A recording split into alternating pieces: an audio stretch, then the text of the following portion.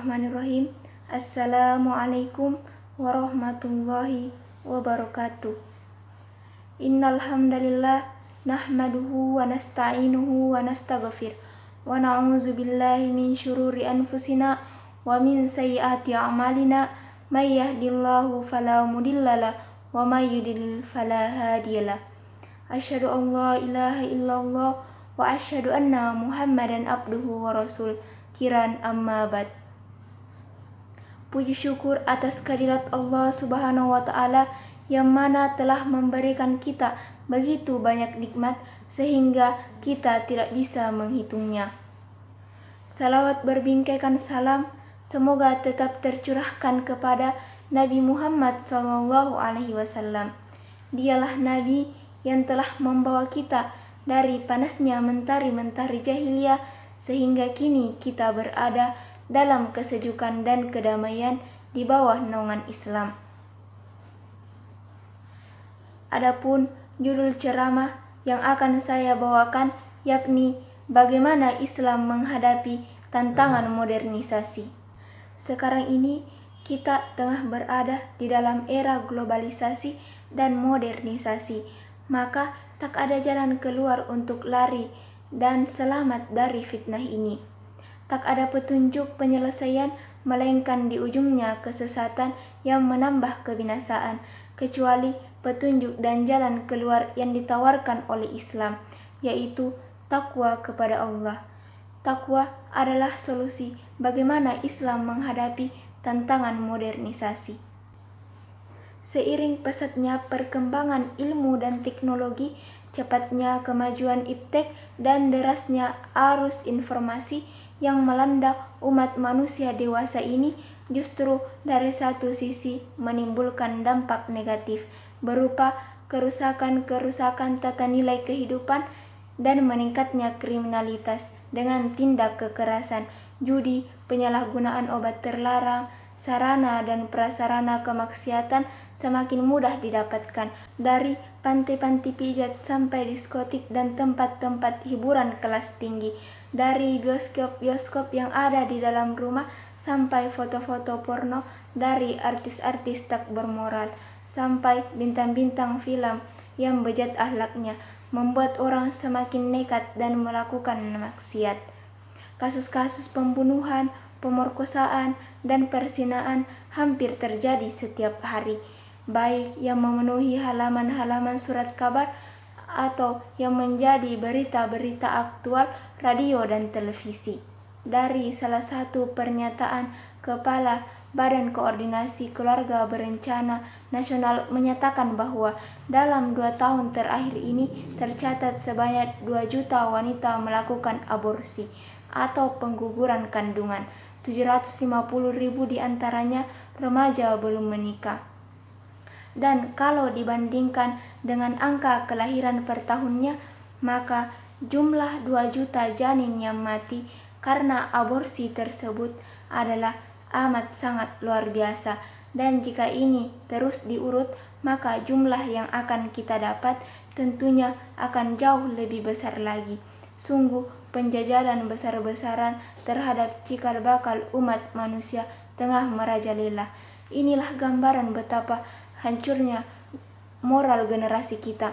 Betapa karena mengejar nikmat dunia yang sekejap mata, kasih sayang seorang bunda berubah menjadi bara api panas yang membakar anak-anaknya. Inikah modernisasi yang kita idam-idamkan? Inikah globalisasi yang kita perjuangkan? Kerusakannya jauh lebih kita rasakan daripada kemaslahatannya. Jawabnya ialah modernisasi dengan iptek yang melaju cepat tidak memberikan makna kehidupan. Semua menduga modernisasi itu akan membawa kesejahteraan.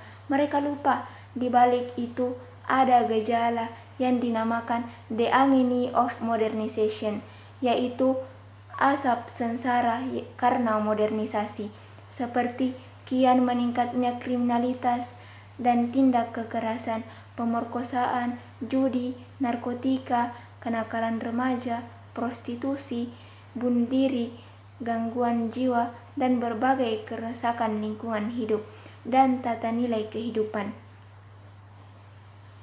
Dan sekarang ini saudara-saudara, kita tengah berada di dalam era modernisasi tersebut, maka tak ada jalan keluar untuk lari dan selamat dari fitnah ini. Tak ada petunjuk penyelesaian, melainkan di ujungnya kesesatan yang menambah kebinasaan, kecuali petunjuk dan jalan keluar yang ditawarkan oleh Islam, yaitu takwa kepada Allah, sebagaimana yang dijanjikan dalam Quran surah At-Tolak ayat 2 dan 4. A'udzubillahi minasyaitonirrajim. Wa may yattaqillaha yaj'al lahu makhraja, yang artinya barang siapa bertakwa kepada Allah, maka Allah akan mengadakan baginya jalan keluar dari setiap kesulitan. Allah juga berfirman, wa may yattaqillaha yaj'al lahu min amrihi yusra. Barang siapa yang bertakwa kepada Allah, maka Allah akan mengadakan baginya kemudahan dalam setiap urusan. Kaum muslimin yang dirahmati oleh Allah Subhanahu wa taala, takwa adalah barometer keimanan seorang muslim. Dengan takwa, mata hati akan terbuka untuk melihat dan menerima kebenaran serta menolak dan menjauhi kemungkaran. A'udzubillahi minasyaitonirrajim. Ya ayyuhalladzina amanu in tattaqullaha yaj'al lakum furqanan, yang artinya, hai orang-orang yang beriman, jika kamu bertakwa kepada Allah, niscaya Dia menjadikan pembeda antara al-haq dan al-batil bagimu. Quran surah Al-Anfal ayat 29. Ibnu Katsir berkata pada tafsir ayat ini, karena barang siapa yang bertakwa kepada Allah dengan mengerjakan perintah-perintahnya dan meninggalkan larangan-larangannya, niscaya diberi taufik untuk mengetahui yang hak dari yang batil. Namun sayang, tidak semua orang yang mengaku Islam itu beriman, sebagaimana tidak semua orang yang beriman itu bertakwa. Kata takwa atau takut kepada Allah sering kita dengar, bahkan sering meluncur di lidah kita, seakan menjadi bahasa yang datar tanpa makna.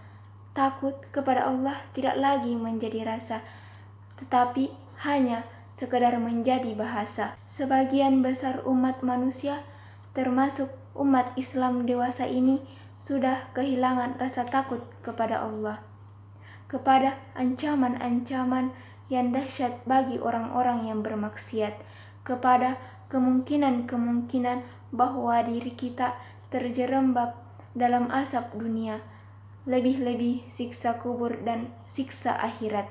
Namun justru sebaliknya, sebagian di antara kita cenderung takut kepada orang-orang yang dikeramatkan, jin, setan, dan lain-lain. Jadi, jika kita memang beriman kepada kebesaran Allah, kalau benar kita bertauhid kepada keesaan Allah, mengapa kita perlu ragu bahwa suatu saat nanti Allah akan membangkitkan kita setelah kematian, lalu menghisap amal perbuatan kita, sekecil apapun kebaikan dan kejahatan yang pernah kita lakukan di dunia ini. Lalu terhadap orang-orang yang tidak beriman dan bertakwa, Allah akan memberikan kitab amalannya dari sebelah kiri, maka mereka termasuk orang-orang yang merugi. Na'udzubillahi min dzalik. Ma'asyiral muslimin rahimakumullah. Maka hanya kepada Allah lah kita menghadapkan wajah, menyandarkan segala harapan, seraya berdoa semoga Ia mencurahkan limpahan rahmat, taufik dan hidayahnya kepada kita untuk bertakwa hanya kepadanya, melaksanakan semua perintahnya dan menjauhi larangan-larangannya. Kurang dan lebihnya mohon dimaafkan. Wassalamualaikum warahmatullahi wabarakatuh.